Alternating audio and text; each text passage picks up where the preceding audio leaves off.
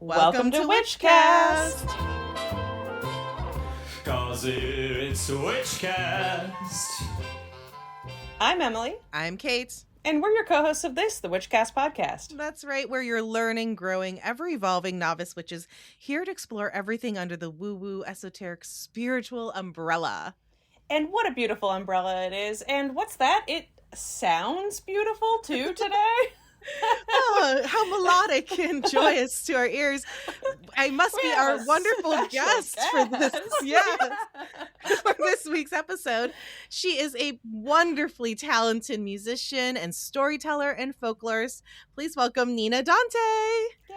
Oh, thank you so much. What a masterful segue. And also, how thrilling to get to hear your precious introduction in person. Because I listen to Witchcast and I love Witchcast and I look forward to all of your episodes. So thank you so much for having me. I'm so happy to be here. Thank you so much. I'm Thank so you glad for we joining finally found our listener. I know. You did. One I'm here. I'm with you. I laugh and I learn and it's such a joy. So thank you for you're all so that you too offer. sweet. You're the best. I'm glad we were able to pull back the curtain for you and show you the magic of our... I know, I'm thrilled. I'm shaking. It's the pleasure's all ours. We go into like a trance-like state, honestly. If you asked me what the intro was, I couldn't even tell you in real time, but it just happens. Yeah, you have to start from the beginning. You can't just pick it up in the middle. No. Oh, no.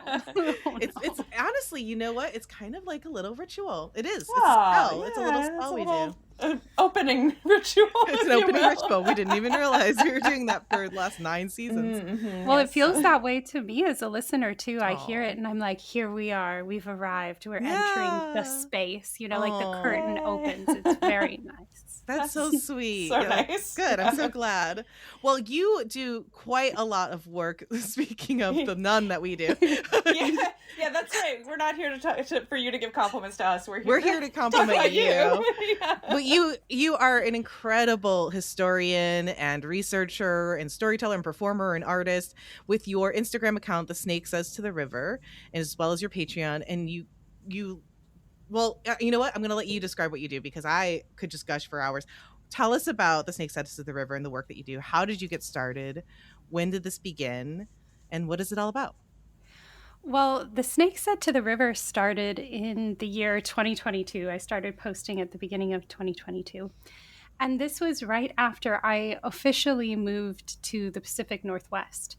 So I'm a trained classical singer, and I spent, most of my career as an adult singing contemporary classical and experimental music, which is really thrilling music. It's unusual sounds, unusual modes of expression that I find very delicious and fascinating. And I always felt that it gave me a glimpse into maybe something of what primordial music could have been like. Music with thousands of years of culture kind of stripped away from it, something new. But of course we know there's nothing new under the sun. So I was like, oh, there's something interesting here happening with cyclicality and stuff. But anyway, before the pandemic, I was living in New York City. And when everything fell apart, I came out here to Oregon to be with my family. My parents and my big sister had just moved here. And I fell in love with this place in a way that I didn't even know was possible. It was so beautiful, Aww. Such a profound love and gratitude for getting to learn about the forest here. We kind of live on the edge of the forest and learning the plants and the creatures and smelling the cedars when I leave the house in the morning. It was very inspiring to me, and it woke up these very old loves in my artistic heart for the old stories and the old songs and folkways and all of these things that I had always been interested in for as long as I can remember. But for whatever reason, they just didn't bubble up to the top of my expression.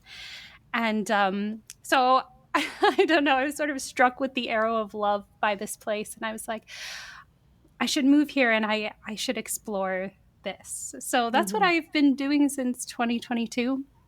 I started The Snake Said to the River and started doing serious research into medieval literature, folkways, Old and Middle English, and folk music and ancient music from the medieval era, as well as, getting into the Renaissance and things like that.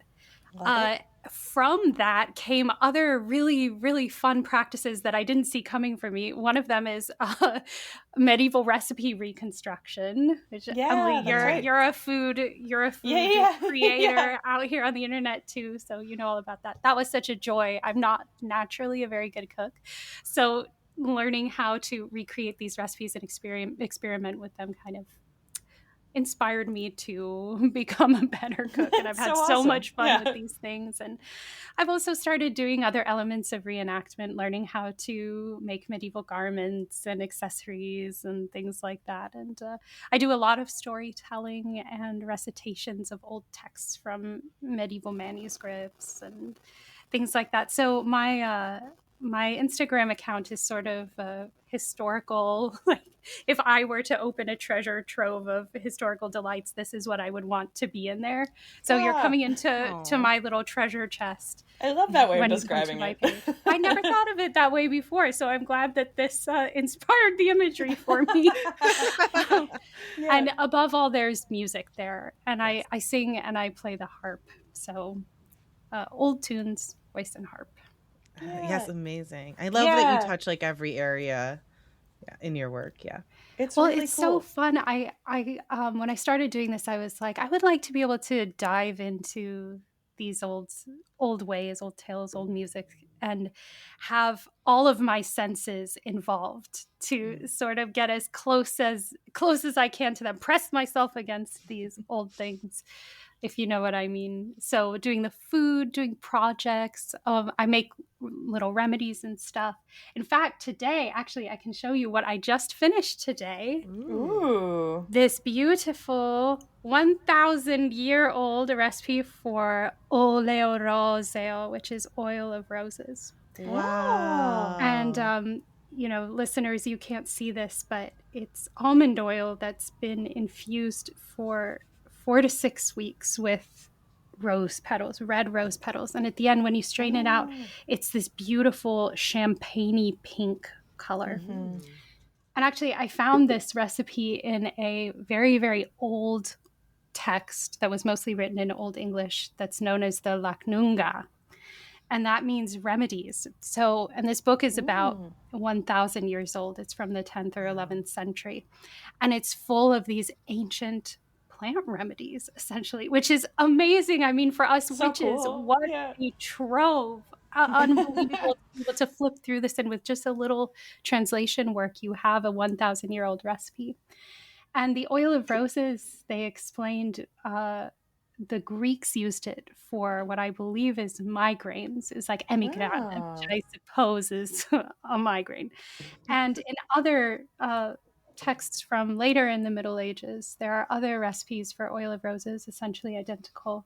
And they also said that this oil was used for headaches, also for cleansing the liver, which is interesting, and for sleeplessness. So I guess if you're struggling with sleep, a little bit of oleo roseo will help you out. But the Lacnunga as a whole is an incredible text, very important. And one of the most important things in it is this long incantation that's called the 9 Herbs Charm. Oh. And it is an incantation. Oh my gosh, you two would scream. It invokes the healing power and the spirits of 9 different herbs that were used medicinally. And the beautiful, like, they talk about these herbs in the most dramatic, gorgeous, heroic terms. That the herbs are heroes. They are, they're this spiritual thing. It's amazing. And the thing that I find most beautiful about this incantation is that the 9 herbs are common herbs that anyone could find out in the landscape. I wrote them down so I wouldn't forget them, but they're mugwort, plantain, lamb's cress, fumitory, chamomile, nettle, crabapple, chervil, and fennel. Wow. So it's this like beautiful, heroic glorification of these herbs that have helped humanity so much that they should be deified in their own way, but we're like, oh, you're speaking about chamomile in these beautiful terms. And actually, if you'd like, I could recite the section on chamomile, if you'd like. Yeah, absolutely. Of course. Go for it. So in this text, this is Old English. So Old English was spoken in the early Middle Ages. This is before the Norman conquest and bleeding after that, of course, around 1066. And the word for chamomile was maida. And it goes, Yeminadu maida, huatu ameldodest, huatu ye andadest at aloforda, that nafre for ye floga, fiorne ye sealda, sitan himon maidan tomete ye yireta, Yeminadu maida. And what that means is, oh, it gives me shivers. Remember, chamomile, what you proved to us, what you showed us at the ford of the Alder, that never for infection would a soul be given up if chamomile was administered as medicine. Remember chamomile. So it's so beautiful because it's both this like powerful invocation of chamomile, glorification of chamomile, but it's also teaching us something. Oh, you have an infection, you've been maybe in a battle or something, you've been wounded. Chamomile will help you. That can be part of your medicine. So yeah, the charm, the 9 herbs charm, works on several different levels, and they're all thrilling. Very cool. Cool. How did you first come across this text? Oh my gosh, I'm trying to remember. Actually, it's really a cool, well, for me, it's a cool story. There's this new, it's a couple years old now, a new apothecary in my nearest city, Portland, called Hedgerow Apothecary, I believe. And I went to visit their shop and they were selling this salve that oh no, wait, no, this is another story. This is for another text, actually. I don't know how I first learned about this one. You know, I do a lot of research. I'm like constantly following different rabbit holes of my interests. And sometimes I just come across things. I'm sure that the Laknunga came up at some point and I was like, what's the Laknunga? And then I looked into it and then I saw that it contained this fabulous charm. But it is interesting how, you know, the more you research, the more amazing things you find, and you start getting into the deep cuts of esoterica, and it gets more and more exciting as you go along. But actually, the thing that I was thinking about is an invocation for, oh my gosh, yarrow. The yarrow charm. So there is an amazing text that was printed, I think, in 1901, and it's called the Carmina Gadelica. Maybe you've come across it in your studies. But it is a collection of a bunch of different Scots Gaelic folk charms and invocations and just prayers and things like that. And it was compiled by a man named Alexander Carmichael. And he traveled all through the Scots Gaelic speaking areas of Scotland and collected these charms and incantations from folk. They're folk charms. It's absolutely amazing. So most of them, you know, when you go to the notes, you're like, he's like, oh yeah, I collected this from a dairy woman in Ulster. And I'm like, what, the witch dairy lady? Yeah. Where are they now? That's so cool. Right. So and I believe actually the yarrow charm was collected from a dairy woman, and one that I'm going to be reciting later this month actually was collected from a lady farmer, which is just awesome. I love that he wrote down who recited them for him. But I went ahead and I did a translation of that charm. This is what I meant to say. It was an excerpt from the charm was on the packaging of the thing that I bought at this apothecary. Anyway, it's a great apothecary. People should And that check led out you their down website. that rabbit hole. That's so yeah, funny. and I was like, what is this? And then from there, I discovered the Carmina Gadelica, and I was just astounded. But So anyway, cool. if you'd like to hear my translation of the yarrow charm, I can recite that for you. I'm sure people will enjoy it. Give it to us, all of it. So this is the yarrow charm. In the meadow I shall gather yarrow, that more fair shall be my form, that more warm shall be my lips, that more pure shall be my voice. Be my voice a ray of sunlight, be my mouth the berry's sap. May I be an isle at sea, may I be a hill on shore, may I be a star in darkness, may I be a staff for the weak. I can wound anyone, no one can wound me. In the meadow I shall gather yarrow. Damn, that's Ooh, love it. powerful. That feels like Incredible. a spell. That feels Oh Mhm. yes. so like, Yeah. yeah. It's Wow, a that's really I great. also I would translate this more as a yarrow spell and then a Mhm. charm. Although the definition of spell and charm in these old texts seems a little bit Yeah, a little. How would yeah, you Muddled. define a charm versus a spell? Actually, that's such a good question. I don't think we really talk from about that. a modern standpoint, when I think of a charm, I think of a physical object. Mhm. I wonder if in the past the word charm more actually meant a spell, and an object would be something more like a fetish or something like that. I'm not really sure because I haven't done research into physical spells from that Yeah. time. But yeah, so I definitely think of this as a spell, and to me it feels like a spell for invincibility. May I be an isle at sea, may I be a hill on shore, like no one can wound me. I love that. Yeah, tough as I do hell. as I I wound please. others. Yeah. Yeah, I'll kill you. Good. It's Good a energy very to have. ambiguous spell, because there Yeah. are these beautiful bits like may I be a staff for the week and that sort of Yes. thing. I think it just seems to me like whoever created this needed to feel invincible. And I know that we are all there at different points in our lives and need that kind of wild feeling of I am not susceptible to your darkness. I'm free. Yeah. I'm me and me alone. So it's Empowering. a spell for a certain time. And you mentioned, yes, exactly. So you hinted that this was going to be, you were going to be publishing this on your account later this month or next month? Well, there's actually a different one I'm going to be Oh, okay. sharing next week, actually on Okay. Instagram, and it's a love charm. Oh. So when this And- comes out next week, it'll probably be It'll either be just up, out yeah. or about to come out. Oh yeah, okay, yes, perfect. The timing's going to work beautifully. This is actually a really. It kind of blew my mind when I first read through it. So let me just pull it up really quick so I get my wording right. It's been a couple weeks since I performed it memorized. But this, like I was saying, Carmichael collected this from actually two people. He had two versions published in there, and the version that I recite is kind of my own mashup of the two. But they were both farmers. One was a lady farmer, one was a guy. So there's of course, something's going to come up in here that we're going to need to talk about it, but I'll just recite it for you first. So here it is. A love spell for thee. As water is drawn through a reed, the love of they thou chooseth with warmth to draw to thee. Arise early on a Sunday, go to the flat rock of the seashore, harvest butterbur and foxglove. Gather up embers and carry them with thee, mound a handful of seaweed in a wooden shovel.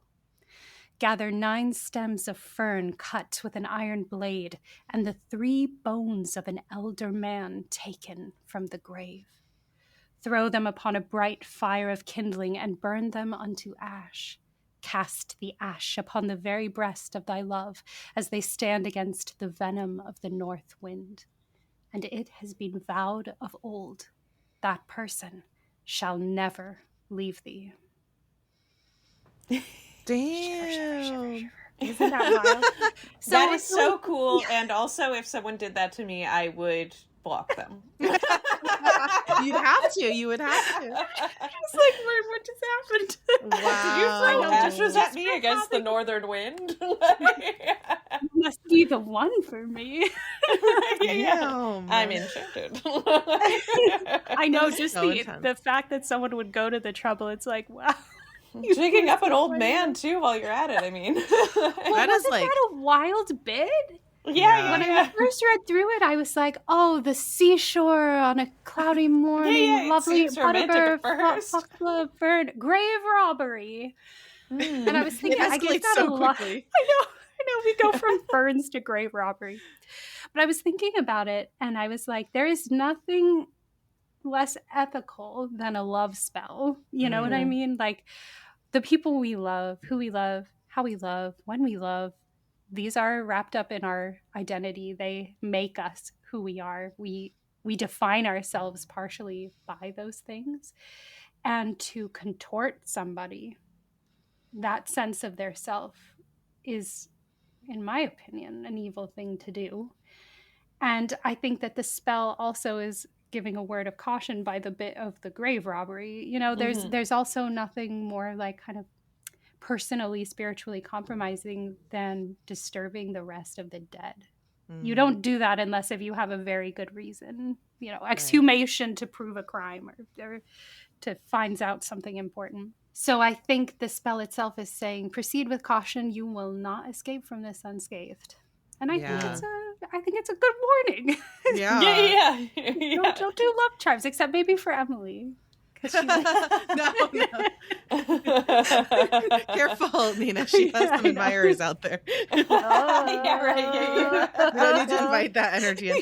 So what a wonderful note to bring into your month of February, because I wanted to mention that you theme. So each month you have a different theme that you focus on in your work. So this month is the love filter. And can you speak a little bit of this February's theme and what that means? Yeah, so if you're not familiar with the term filter, it's kind of an antiquated term in magic now. It's spelled Philtre, filtre. It looks very romantic when it's written down, but it refers to a potion, and usually a love potion. And I found this phrase, the love filter, in a retelling of the Tristan and Isolde tale from the late 1800s. It was retold by a French writer, and then was subsequently translated into English in the early 1900s. And, you know, no one really talks about this when they talk about Tristan and Isolde.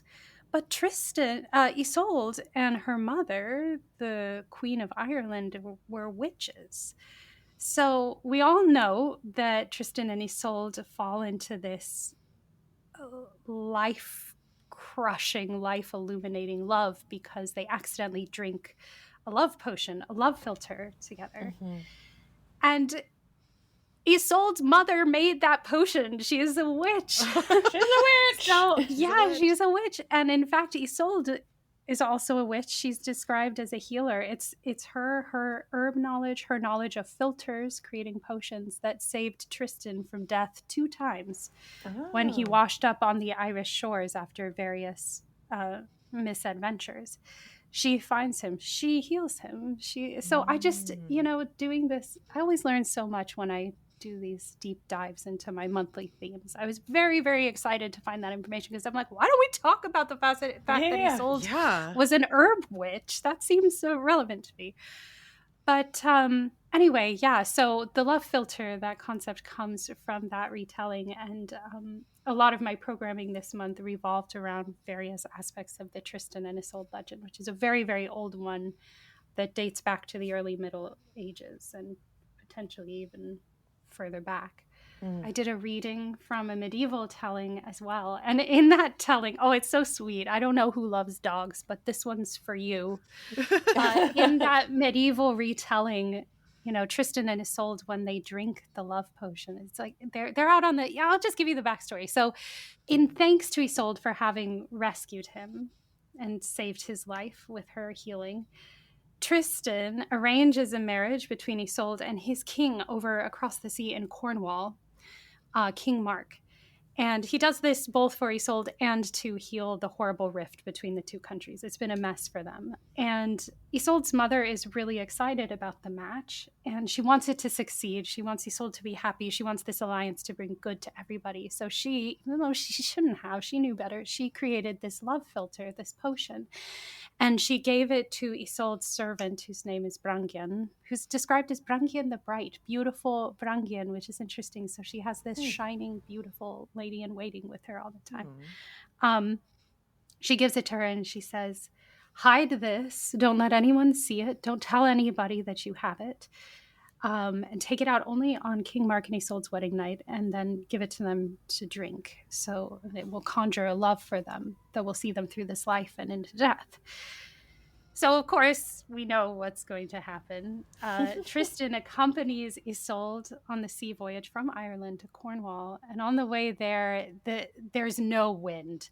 They can't use the sails. So the 100 Knights of Cornwall and Tristan are out there rowing across the sea. And apparently Tristan, who has fabulous strength, He rows as if he were 3 knights, and he never takes a breath. And Isolde's impressed, and she's grateful to him for his work. And so she asked Brangian to bring them some wine to drink together. And Brangian, for whatever reason, in some versions it's a little girl, a little maid who came with them who does it. But for some reason, Brangian grabs the wrong vessel, and she gives it to Isolde. And she takes a big sip, and she gives it to Tristan, and he empties it. He drinks it all. And in that moment that they fall in love, the cup slips from their hand and falls on the deck. And here's the bit for the dog lovers that I've been trying to work to. In some versions, there's a marvelous hunting hound that was on the boat with them. You know, dogs went everywhere as they do now. And as dogs do, this dog ran up and licked the last drops of the potion from the bowl of the cup. And so this dog becomes their instant companion and sees them through all their lives, basically. And when they're separated, he stays with one of them and comforts them. It's very sweet. And the dog's name is Holdain, which I thought was a very cute detail. We know the dog's name, Holdain. Yeah, I love that. That's so That sweet. is a good detail. Yeah, I It love is, that. yeah. Like, we know what to call our dear hound. But it's so funny to me because, of course, dogs don't need a love potion. They love with so much intensity without a love potion. Yeah. Yeah, they don't need no filter. I also love the idea that maybe like the servant lady was named the Bright as like in jest. Like what The if she was Bright. like Yeah. there's smart Susie over there, you know. She's Oh, You know, shucks. I should look up, and I should look this up and see if that was a medieval joke. maybe. That I don't would know. be It's just really that it felt very so funny. Shakespearean to me to Yeah, like for- clever Yeah. Brangian. unless there unless goes she again. that was her plan all along. She wanted to, we'll never Oh. really know the truth, but it's fun Yeah. to speculate. They say she was horrified, but we don't know. Yeah. We don't know. Oh, so this is so fun. What is so give us a little hint at your theme for March coming up for our listeners. Oh, okay. Yes, you heard it first here. It is horses. Exclusive. Yeah. Horses, hawks, and hounds. Oh. And I'm so excited about this. You know, horses, hawks, and hounds were a huge part of medieval life. And horses and hounds are still very much a part of life. What are hawks? Less so. Oh, hawks. hawks. Like the birds. hawks. Sorry. Yeah, talking about falconry and that sort of thing. Just call me But I'm Katie Still Right. very much a part of my life based on my Yes. For You feed at least. Oh my gosh. I literally am obsessed. Every time I see a bird of prey in the sky, I stand there like an idiot just gawking at it. Oh, it's wonderful. Yeah. Oh, that makes me think of a story and a song that I can tell in a bit. But yeah, I'm super excited about this upcoming program. Lots of kind of magical tales about these 3 creatures who have really helped humanity evolve and survive over the years. Yeah. And actually, there's one that I would love to tell you about. It's an old Norse ballad that I just learned about. And I'm still not finished translating it. I'm only halfway through, and it's taken me like 2.5 weeks. It's very hard. It's like a medieval Nordic dialect, and it's been, like the biggest translation challenge of my life because I don't speak Norwegian. So What? That's crazy. but it's about witches, and it's about a horse. And the story is called Beyarblaken, which translates to something like warhorse. And it starts with this stanza. There sat 3 witches under a stone. They tread in golden shoes. They fashioned a horse out of human bone. Their secret incantations travel far. So those 2 lines, they tread in golden shoes and their secret incantations travel far. That's the refrain, and that appears in every verse. But it goes on to tell the story, to continue telling how these witches fashioned this witch horse. So they're under the earth as well. They're in some sort of cave, and they're also creating this horse out of human blood. So we have this horse made of human bone and human blood. They finish him and they give him a name, and they name him Beyarblaken, which again, like I said, probably translates to something like warhorse. Now they send off this witch horse to the king's own gate. And when people see this horse coming, they are horrified because they know this is a witch horse, and whoever rides this horse will not come back. They won't survive. But when a witch horse has been sent to you, it seems that someone has to ride the witch horse. That's just how it is. So the king gets word of this, and he makes a proclamation across all the land. Who will ride this horse? Now, I picture him standing on the steps of the palace with his son, the crown prince, his grown son. And then his wife, his second wife, the new queen, steps forward and says, "Your son, Nichols, can ride the horse." So enter the wicked stepmother, who knows that by saying this, she condemns Prince Nichols to death. And this does not go over the king's head. He turns to her and he's so angry, he actually slaps her across the face. And he says, "I thought you loved my son." Well, Nichols, it seems, is not willing to back down from this challenge from his stepmother. I can imagine that his life has maybe been a little fraught, and he's just like, I'm just going to do this. So Bayard Blocken has installed himself in the stables. No one can touch him. Nobody. You try to touch him, he'll kick you, he'll bite you, he'll harm you. He's not a tame horse. He's a wish horse. Fucked up So human blood Nichols- horse. Yeah. It's interesting. I was talking to one of my friends about this. He was like, "Oh, it's a human horse," and I was like, "Oh my god, that's interesting." Yeah, it's made of humanity. So anyway, Nichols goes into the stable and he's holding a saddle and a bridle, a good one, because he knows if he has any chance of saddling and bridling Bayard Blocken, that he needs to do him honor. And to his very great surprise, Bayard Blocken takes the bit and he takes the saddle. And he says, "Bayard Blocken, my beautiful horse, you don't stand anyone to touch you, yet you have bent your knee and allowed me to climb on your back." So there's this feeling of wonder and awe. Something unusual is happening here. And he asks Bayard Blocken, he says, "My wonderful horse, please tell me what I beg of you to tell me. And that is, how far and where are you going to take me?" And then Bayard Blocken speaks. And he says, "I'm going to take you to a green haven, but you're going to need to learn what my name is and speak it aloud." So there's a kind of magical challenge in the air here.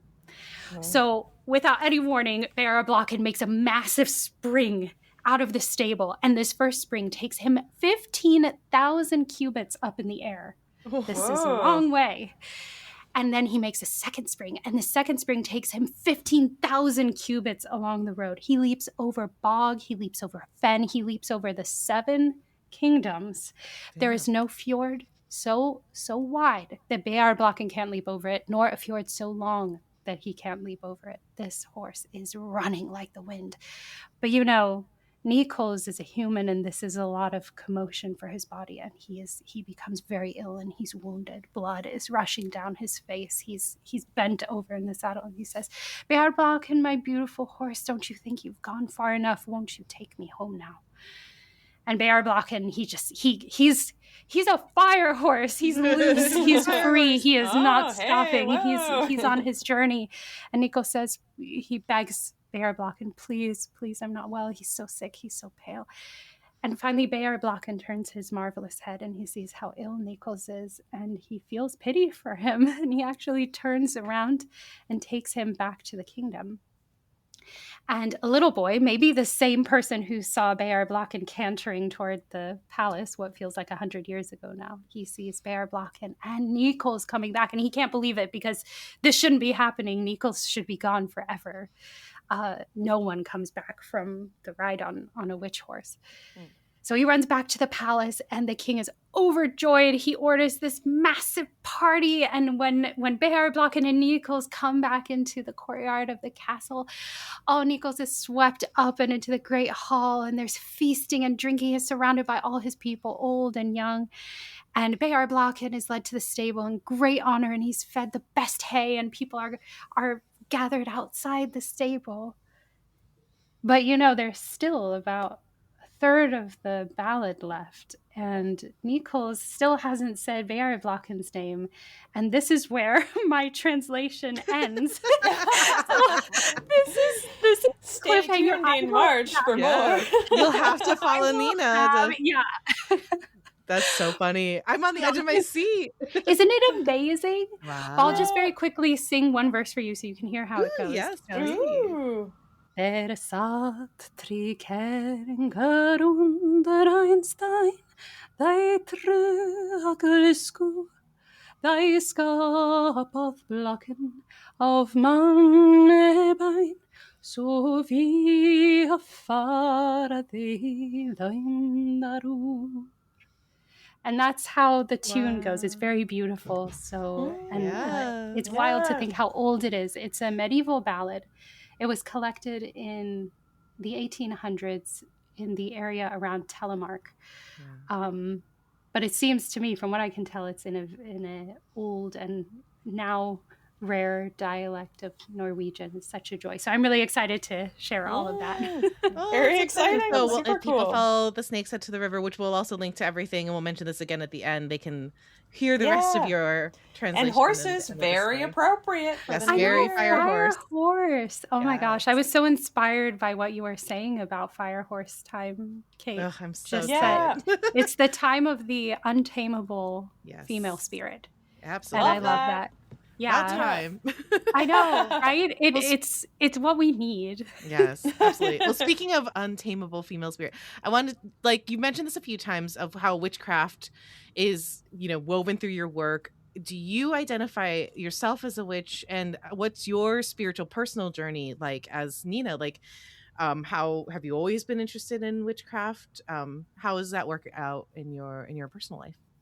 Oh yeah, that's such a good question. I do feel my spirit aligned with the witch archetype, and I consider myself a witch. I'm not a spell casting witch at all, but I find that I don't know. It feels like part of my identity, and I think that music is a sorcery unto itself, and absolutely, I think really that all of my creative practices kind of feed into the archetype that I hold close to me of being the witch, of allowing that kind of it's such a serious archetype. You have to take yourself seriously if you're going to align yourself with such an intense archetype. Yeah. So I try to honor the witch with all that I do, and I know especially for women with our fraught place throughout in society, throughout history, that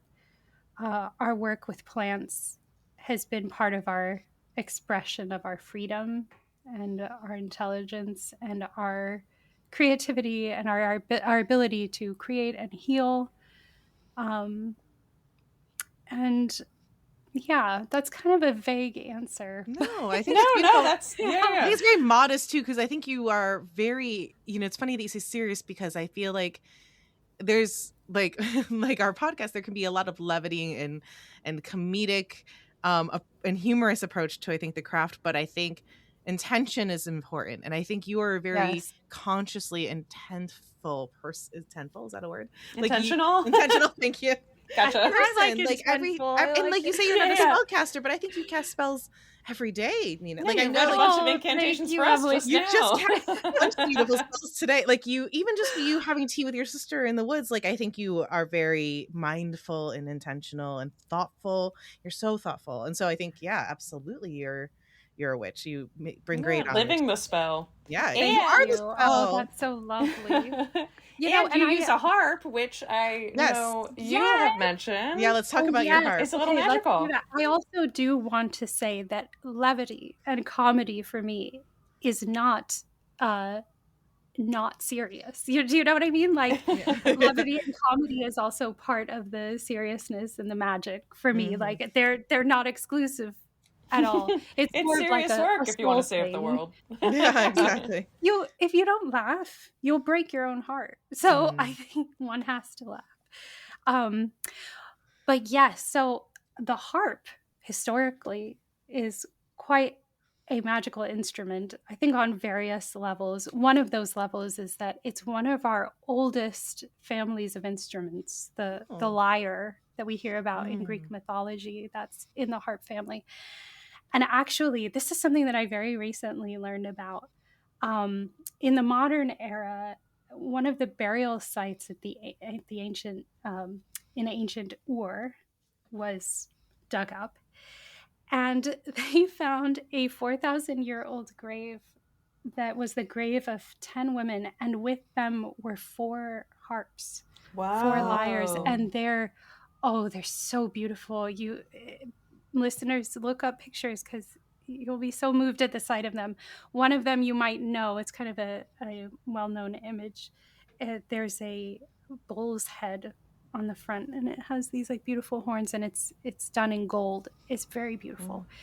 And one of the women was placed in the grave holding the harp, and her hand was placed where her hand would have been if she was playing, so placed across the strings, which I just thought was so beautiful. These women musicians buried together with their instruments. I really, I haven't stopped thinking about it. So beautiful. But we hear about in ancient tales, the harp is kind of surrounded with this magical aura. I mean, we all know the Orphic tales, the tale of Orfeo and his lyre, his harp, which even wins the freedom of his wife from death. He takes his harp. He's a magnificent harp player. He's touched by the gods, really. And his beloved wife, Eurydice, one day shortly after their wedding, is relaxing in the forest, as one does. And a snake... Normal? Yeah, totally normal. A snake bites her on the ankle, and she dies in Orfeo's arms almost instantly. And Orfeo is broken. He goes crazy. He runs away into the forest. He becomes a wild man. And after a while, he finds his way to the craggy entrance of Hades, of the underworld, the afterlife. And he goes down. No living human can go into Hades. You don't do it. But he has his harp, and he charms everyone who stands in his way. The boatman, the 3-headed dog. He can't be stopped. His harp is full of magic. And then he reaches the throne of Hades and his queen Persephone. And before Hades can say a word against him, Orfeo strikes the string of his lyre. And he sends even the king of death to tears, and Persephone with him, of course, though she is the springtime, so she would be crying anyway. But the Hades offers Orfeo a gift in exchange for his otherworldly playing, and Orfeo asks for Eurydice. Now, interestingly, there are 2 different endings to this tale. The one that most of us know is that there's a caveat attached to Eurydice leaving the underworld, which is that Orfeo can't look at her. Orpheus, if he looks at her, she'll be dragged back to hell.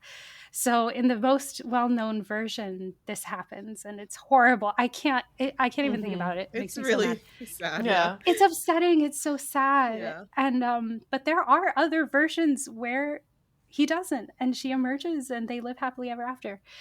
And in fact, there's a really fascinating medieval version of this tale. It's like a retelling like we do now, and it sets the story in medieval England. And Orpheus is a king of a small kingdom, and his wife is Herondice. And Hades is the king of Faerie. The king of Faerie falls in love with her and snatches her away from Sir Orfeo. And he also, the trajectory is similar. He ends up a wild man in the forest. He brings his harp, blah, blah, blah. He sees a band of fairies out hunting, and Herondice is with them. And this is 10 years after she's been spirited away. So he, quick as a wink, follows them through a gray stain, a giant standing stone, and into the very realm of fairy. And it's the same thing. He approaches the fairy king before the king can smite him, turn him into some horrible quivering thing. He plays his harp. The fairy king offers him a reward, and he stands up. I wish I had written this down. The Middle English is so beautiful, but he's like trembling, and he says, "I would take my lady Herondice." And that's me crying. And they they get out. It's a happy ending. He regains his kingdom and everything. They live happily ever after. There's music and dancing. It's so nice. That's so nice. I like that ending a lot better.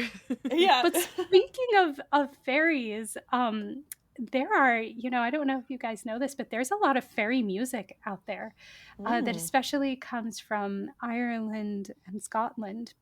Musicians have heard the music of the fairies, and the lucky ones who don't get stolen away, never to be seen again. They learn the tunes, and then they play them for us. Now, one of my favorites of these is the Scots Gaelic one called Hamiskis, and it's known. It's relatively well known. It's called the Fairy Love Song in English, and it's so beautiful. It tells the story of a fairy.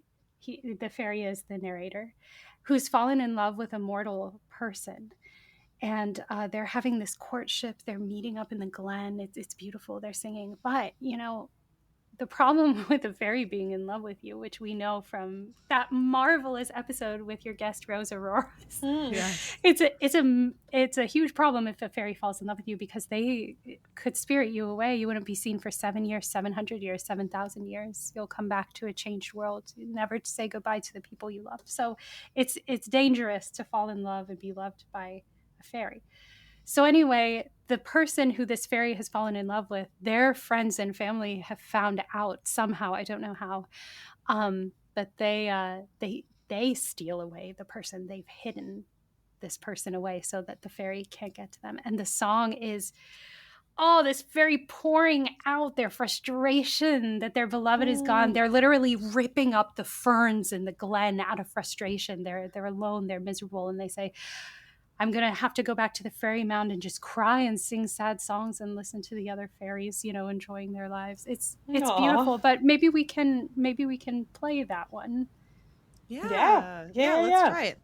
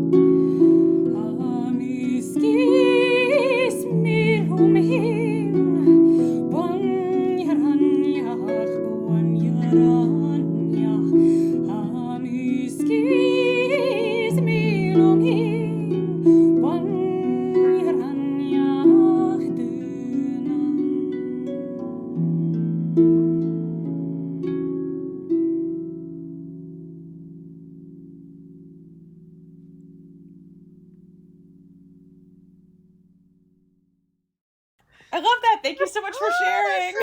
I love that so much. It's one of my favorite songs. That melody truly propels me into the emotions of the fairy and takes me to fairyland itself. I just think it's the most beautiful, and in beautiful Gaelic too. Such a gorgeous language. Yeah, so cool. There is another song that I think that our friends listening would enjoy. Yes, please. And I love a song about a witch. There aren't that many, which is sort of shocking and disturbing. I would think that there would be a bazillion songs about witches. Yeah. I keep combing and combing, and I know for history. Yeah. One of them, so I don't know who knows this, but in Galicia, which is a coastal region of western Spain, there's a nickname for Galicia, and that is Terra Meiga, which means the land of the witches. Ooh. So they have a strong history of witchcraft, witch practice in Galicia. And this feels very personal to me because I'm part Galician. So I'm like, Terra Meiga. It's in your blood. Yeah. But there is a marvelous folk song out of Galicia called Tu Anai Emega, and that means your mom's a witch. And it's such a great song. So it tells this story of somebody is scared out of their mind, and they say, I cried, I wept, I screamed all Sunday morning. I wish that someone would come and explain to me what is happening. Your mom's a witch, and I'm scared of her. And furthermore, your dad's a bad man. So there's actually another version of this song from lower down in the Iberian Peninsula, right? It's still in Spain, but right on the border with Portugal. And this is in a dialect that's close to Portuguese. And in that one, the dad is a werewolf, lobisommen. Yeah, so it's this like wild pairing of a witch and a werewolf, and the narrator is just scared out of their minds, which just satisfies me so much. But anyway, yeah, here is Tua Nai Emega.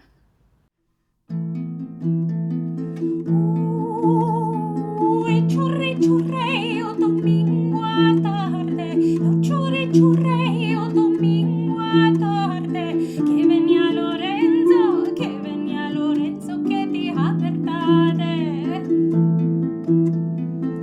dia verdade pero con cautela, che dia verdade pero con cautela, tua nai emega, tenho medo dela.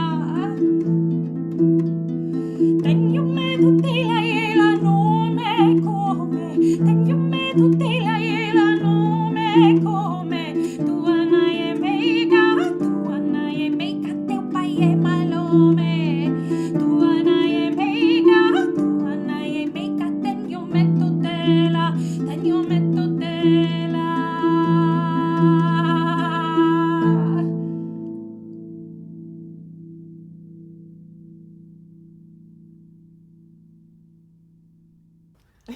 Oh my gosh, I love it. That's so good. Thank you for sharing these, Nina. Incredible finds. Oh, I love that. Such a fun story. Such a magical, marvelous song. I wish there were more witch songs out there. I know. Honestly, there just needs to be also more Halloween songs in general. That's something that really annoys me. I know. It's upsetting. Why don't we have Halloween carols? I know. Someone explain this to me. Yeah. I do my best with my Halloween programming. I know you did a whole month about the witch last October, right? Yeah. Well, this was 2 Octobers ago. Oh my gosh, where has time This gone? year I did werewolves, witches, and ghosts. Everyone needs to go check out your catalog. Well, let's pull a card, and then we can tell everyone how to follow you and dive more into this delicious content, because it's incredible the amount of work you do. Thank you so much. We are working with my precious Rider Waite, the only tarot deck I have. I've been using this one. The flaps are falling off of the. That's a well-loved deck of cards. Yes. All right, so I'm cutting the deck. I've done some shuffling. I'm going to cut it 3 times because I love the number 3. It is a good number. It's a great number. Sutton, she taps the deck. She knocks. Yeah, she knocks. She knocks. So I'm going to knock at my deck. Okay. All right. I know. I've been doing it too. I really like it. It's very satisfying. Oh, we needed this card. Get ready. Oh wow. Strength. What? I know. No, actually, I feel tears pricking in my eyes because this is such a hard moment in history. Yes. For those of us who are paying attention, this is a very hard moment in history. And I know that we're all suffering very much with all that we are not able to do on our own. And we've been working very, very hard for so long, and the mountain just keeps getting steeper, and despair feels like just behind the door so many times in the day. And this card is a reminder to us of our strength, of that bright, fiery core of invincibility, the part of us that is brave enough to reach into the lion's mouth, and the part of us yeah, I don't know. Oh, this card means so much to me right now. I'm so grateful. Yeah. Just beautiful. And for listeners, so the strength card in the Rider Waite deck is a figure in draping robes wearing white, symbol of purity often, but I think it goes so much deeper than that. And they have a garland of blossoming flowers tied around their waist and draping to the ground. And they have a crown of flowers blooming fully in their hair and a gorgeous infinity symbol over their head. And at their knees is a beautiful orange lion, and they're very gently closing its mouth. And well described, Nina.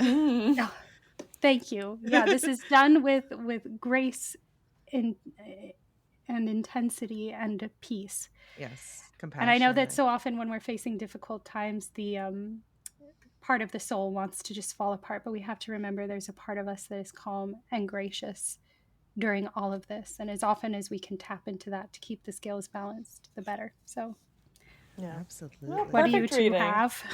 Well said. Yeah, I feel like you covered it in a lot of ways. I think in a reading, I often think of strength not as so much guidance as a reminder, where it's like, it's not you have to be strong, it's you already are, you know? Yes. And yes, I think and reaching that's a nice... into, like, I love that the lion can be interpreted as both something internal, the strength of the lion within yourself, but also like being gentle with that creature, like Mary Oliver would say, like the soft body, and then at the same time, like also something that you can, like almost a spirit animal to bring alongside with you. And I love what you said, Nina, about reaching into the mouth of the lion. I haven't really thought about that before. I literally just was putting my fist in my dog's mouth the other day because his gums were bleeding, and I was like, and I was, because poor guy, he just has very soft teeth, and like his, buddy, and we don't brush him nearly enough, and so I was trying to make sure his gums were okay, and he was clenching them so tight, and I was like trying to coax him to let me open his mouth, and I was like, wow, I'm like reaching my hand into a pit bull's mouth right now, like that's crazy. But like I knew he would never hurt me, like he's my baby, like he would never ever, he's more scared of me than I am of him, like, so it was just like, I don't know, that made me think of, but that's interesting, my big-headed dog. with that symbology in your tale, it also tells us that there's trust involved in strength and acting from strength. We have to be able to trust our actions, and that kind of sees us through, because you are sticking your hand in a lion's mouth, or in this case, a small pit bull's mouth. But there's a trust here that it's okay. You know what you're doing. There's, everything will be all right. I love that. Oh, that's so lovely. Such a nice card to get. We will carry that energy through as we enter this year of the horse, and also like Saturn and Neptune, I believe, are both in Aries now, and or about to go into Aries. We're in eclipse season, right? Or whatever. Yes, and we're in eclipse season. Yeah. It's just a lot of cosmic energy is stirring up in the next few weeks. The vibes are crazy out there. So strength is a good mast to hold on to. Yeah, something peaceful but powerful. Yes. Yes. Yeah. Well, Nina, there's so much more that we could talk to you about, but we'll have to have you back. How can people follow you? How can people watch your content, consume, give you money? Well, the place where I share the most is on Instagram, and my handle is The Snake Said to the River. That's my handle. And I also post occasionally on YouTube as well, so you might want to follow me there if you're interested in all this stuff. And I have a Patreon account where every month I post a long episode of something wonderful, something that I consider wonderful. This month I'm recreating Viking era mittens. Oh. So we'll have some Viking era mittens. We'll have a little music. It will be nice. But I do long storytellings, recipe reconstructions, musical performances, things. It's just it's a fun, magical space. So you're like a one-woman school. School of everything that I want to know. Well, that's wonderful. A good thing. You've picked some great stuff. So thank you, Emily. Fascinating. We'll definitely link to it on our Instagram at Witchcast Podcast, as well as on our website at witchcastpodcast.com to make sure everyone can follow you. It's definitely worth a follow. Yeah. Well, thank you so much for having me. What a joy. I love the show pleasure. Again. Thank you for coming and sharing. Yeah, I'm so happy to finally have you. Be sure to also what else? Email us if you Yeah, want, yeah. guys, If you at have thoughts, witchcastpodcast@gmail.com. feelings, yeah, witchcastpodcast@gmail. Sorry, I didn't mean to talk over you. No. You can leave a review if you're out there Yes. on the internet anyway, clicking around, going spelunking on the tubes. You can always leave us a 5-star review wherever fine podcasts are listened to. And thanks so much for being here and listening. Yeah. And until next time, hex yeah! 'Cause it's Witchcast.